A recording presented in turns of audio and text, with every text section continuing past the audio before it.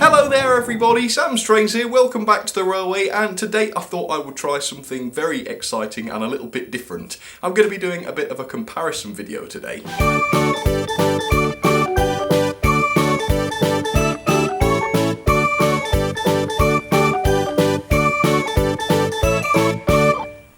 So loads and loads of people have asked me to do this, and finally I've given in, and here it is. So today I'm going to be comparing two very popular models. Firstly, of course, is the Hornby Gordon. I'm going to be comparing that with the ever popular Bachmann Gordon. Now, first of all, I thought I would give you a little bit of background on these models. So we'll start with Bachmann because those are the newest. Now, the Bachmann Thomas & Friends range began in 2002 with the first three logos. I think that was Thomas, Percy and James.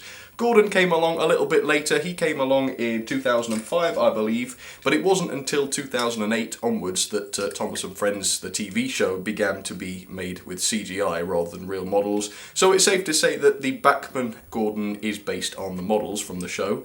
Now, the Hornby range is quite a bit older. Now, this started back in 1985 when the TV show started, or shortly after the TV show started. But I would say that these Hornby models are still based on the TV series. Some people disagree, but I'm going to talk a little bit about that now. So there's a crucial difference between the Hornby and Bachmann ranges. Now, with the Bachmann Thomas & Friends range, Gordon included, these models were completely designed specifically to be Thomas & Friends models. They set out to build a Gordon when they did the Bachmann Gordon, and Gordon is what they got. Now, that was not the case with the Hornby range. In fact, what Hornby did was they took existing models that they had in their range from years gone by, and they repurposed them as Thomas & Friends models. So, for example, Gordon here was made using an old A1 locomotive model. Henry, for example, was made using the Black 5 tooling. Edward was made using the Hornby D49 tooling, and to varying degrees of success. Most people that talk to me about the Hornby Gordon say that it was a pretty good one. Most people, when they talk about the Hornby Edward, for example, say that it's pretty awful because, of course, Edward was not a D49 in real life. He was a Furness Railway K2 or something like that. Definitely not a D49, and so he didn't look in proportion. Another bad one is Emily from Hornby. Of course, Emily was a Stirling single, but Hornby's version was a Dean single, I think, which is a little bit scary, actually, if I show you a photo. I mean, look at this. Even Annie and Clarabelle were made using existing models. And in fact, across the whole range that I own, the only model I can't find a duplicate of is Percy. So you might even want to use the word lazy when you talk about the Hornby Thomas & Friends range. It certainly doesn't seem as though they were willing to spend the money and the time to produce an accurate range of models. It certainly seems there were some commitment issues there, and potentially that is the reason why the Hornby range will cease to exist as of this year, and yet the Bachmann one continues to live on. So one thing that people in the comment section always tell me is that the Hornby versions of all of the range really were designed to look like the Reverend Audrey's drawings and things. Now, I disagree with that. I think they do in many cases look like the Reverend Audrey's drawings, but I don't think that was by design. I think that was just a byproduct really of Hornby's decision to save a little bit of money by not designing their models specifically to look like the TV characters, and instead repurposing older models to look like their characters on TV in a loosest possible way. I don't think they looked like Audrey's drawings by design, but that's just my opinion. A lot of people say they were designed to look that way.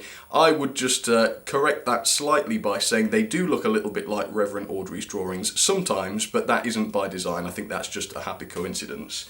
Equally, the Bachmann range looks a lot more like, well, it looks a lot more TV accurate most of the time, and of course that's because Bachmann didn't use existing models to just convert into Thomas & Friends characters. They designed this entire model specifically to look a lot like their TV characters, which is of course why most people, most of the time, feel that the Bachmann range is a lot more TV accurate. So that is a difference that is common with most of the Bachmann and Hornby Thomas ranges. But now let's get on to more specific differences between the two Gordons. So let's take a look at some of their different features then, shall we? So let's start then by taking a look at the faces. Now, of course, I've reviewed both of these models already, and in the comment section of both of those reviews, people have always said that the faces on both the Hornby and the Bachmann ones are pretty good.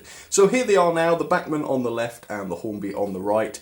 To be honest, I can't decide which one I like the best. If we compare them with a photo of the face from the show, the model that is, not the CGI version, you could tell that they both look pretty good. It is difficult to decide, so you guys let me know. I'll include a poll right right now, decide which one you think is the best. Obviously bear in mind that the Bachmann version does have the moving eyes, unlike the Hornby version where they're just static painted eyes. But apart from that, there's really not too much in it as far as I'm concerned. So a big difference between the two ranges is the size, and this is consistent with all of the models from the ranges, more or less. As you can see, the Bachmann version at the back there, you can tell because it's shiny, is quite a bit smaller than the Hornby version. Now I think the reason for that is that the Bachmann range is in HO scale and the Hornby range is in 00 scale.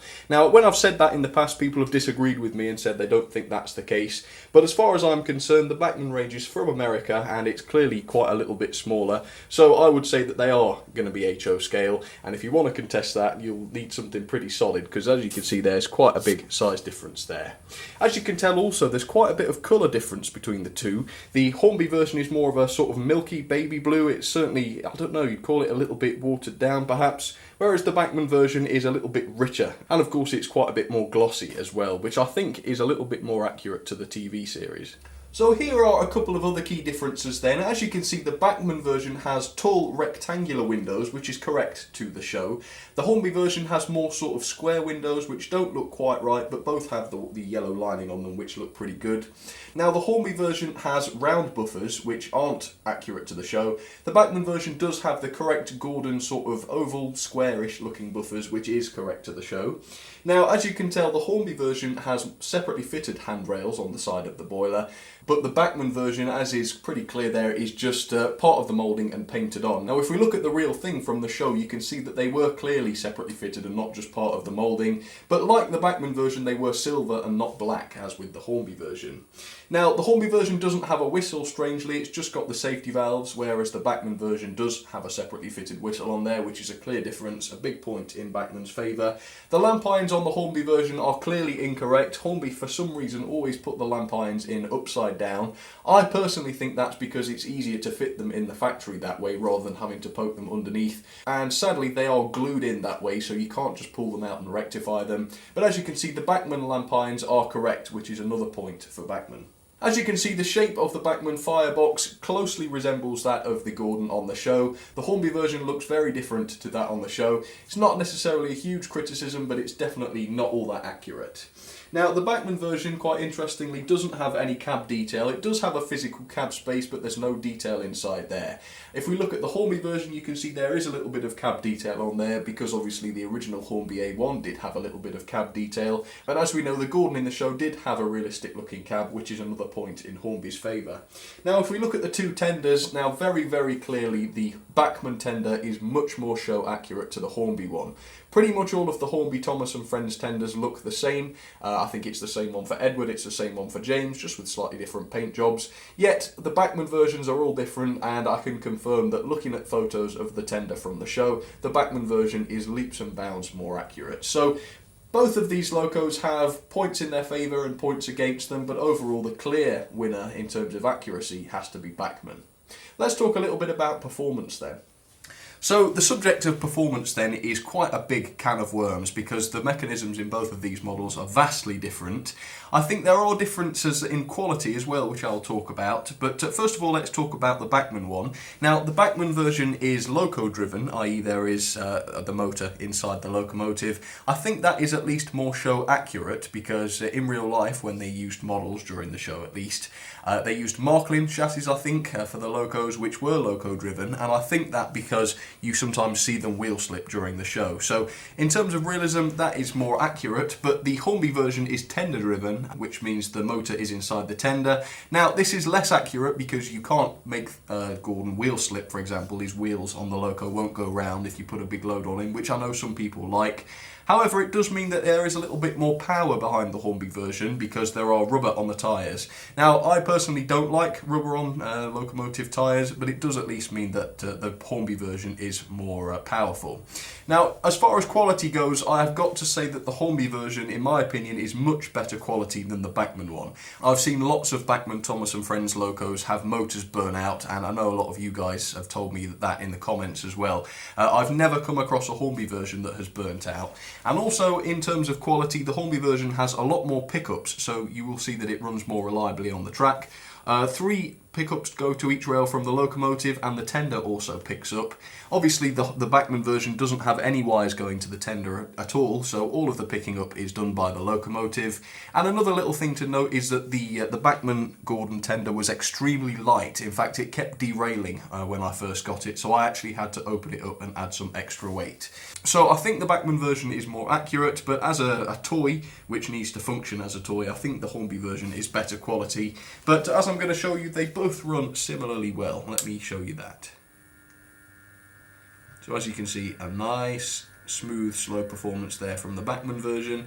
Let's see how he does on the points, express points, with very large dead zones. Okay, yep, no problem at all. And the Hornby version, of course, here we go. It's actually slightly smoother, as you can see. I think better motors. It might even be a 5-pole. Very slightly smoother, also a little bit more quiet as well. Obviously the Hornby version does have proper bearings inside it. The Bachmann one just, the axles rub against the chassis. And as you can see, the Hornby version is going over the express points, once again with zero problems. So they're both pretty good in terms of performance. I personally think that the Hornby one wins, but there's not a lot in it. Okay, I'll get these couple to some coaches then, and let's have a little running session. So there you have it then, you've seen all of the evidence. I've told you basically all I know about these, so it's all down to you now. You have to decide which one you think is the best.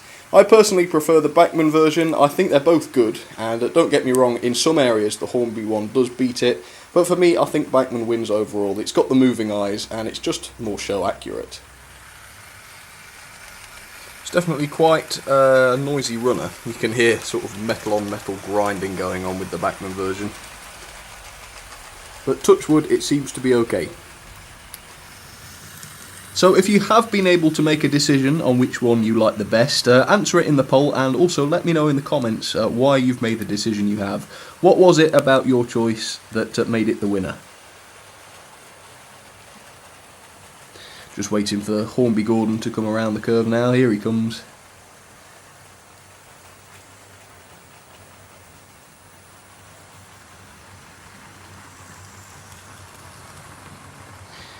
Very powerful, as you can see. Slightly longer train this time. Okay folks, well that will just about do it for today. Let me know in the comments if you enjoyed this and if I should do more. If people say they want more of this sort of thing, then I will of course do some more. And if you've got any other ideas on which other locos I should compare, then I would be very glad to hear them and probably do them as well at some point. But for now folks, that's all from me, so thank you very much once again for watching, and I will see you all very soon. Cheers everybody.